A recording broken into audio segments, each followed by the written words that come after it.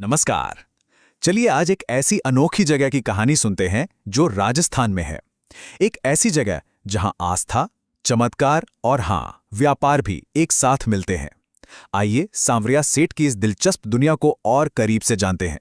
जरा सोचिए, एक ऐसा मंदिर जहां भगवान कृष्ण को भक्त अपना बिजनेस पार्टनर मानते हैं। हाँ, बिल्कुल सही सुना।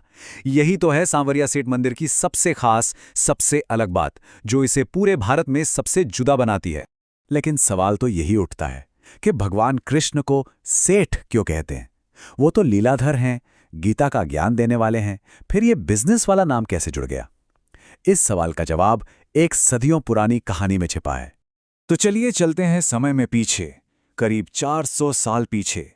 जगह है मेवाड़ का एक छोटा सा गांव मंडफिया।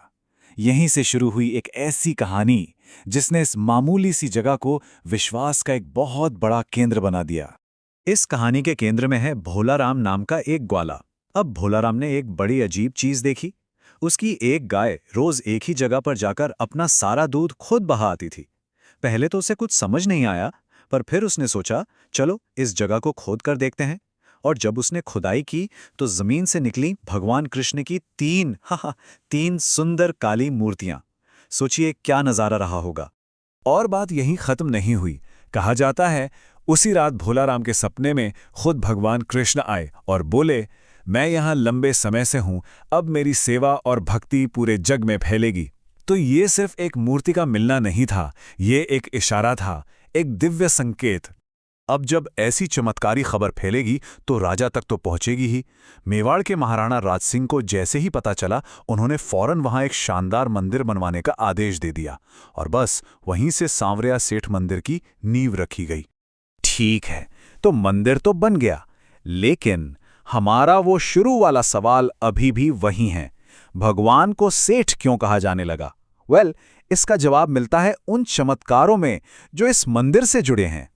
देखिए, यहां पर सेठ का मतलब सिर्फ कोई अमीर आदमी नहीं है।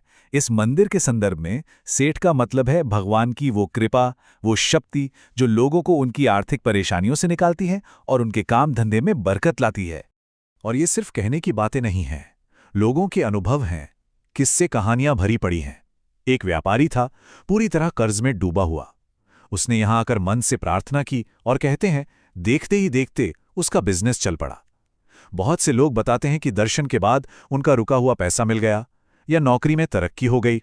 बस इन्हीं चमत्कारों की वजह से भक्तों ने उन्हें अपना सेठ मान लिया। तो आज ये मंदिर कैसा है?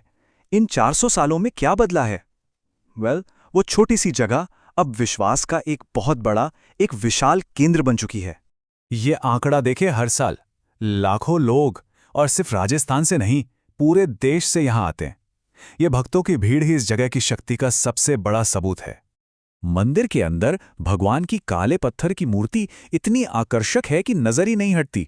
यहाँ का भंडारा यानी सामुदायिक भोज बहुत मशहूर है। और एक चीज जो सबसे खास है वो है दान की परंपरा।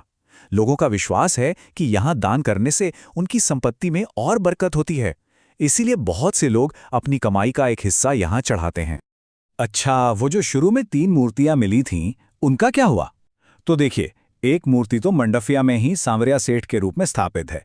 बाकी 2 मूर्तियां भी आसपास के गांवों के मंदिरों में स्थापित की गईं और तीनों को ही भगवान कृष्ण का स्वरूप माना जाता है।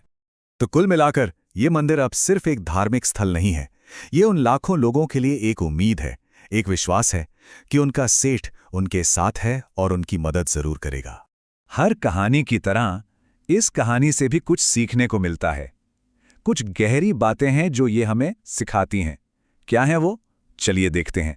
सबसे पहली बात तो ये कि सच्ची श्रद्धा में बहुत ताकत होती है। दूसरी, दान और सेवा का फल जरूर मिलता है। और तीसरी और सबसे जरूरी बात कि जब भी भक्त मुश्किल में होता है, भगवान उसकी मदद के लिए जरूर आते हैं।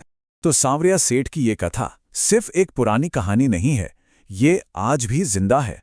लाखों लोगों के जीवन में, उनके अनुभवों में। ये इस बात का सबूत है कि विश्वास में वो शक्ति है जो नामुमकिन को भी मुमकिन बना सकती है। और आखिर में ये कहानी एक सवाल छोड़ जाती है कि क्या ये सब सिर्फ अटूट आस्था का नतीजा है, या फिर विश्वास के अंदर ही कोई ऐसी चमत्कारी शक्ति है जो सब कुछ बदल सकती है? सोचने वाली बात है ना?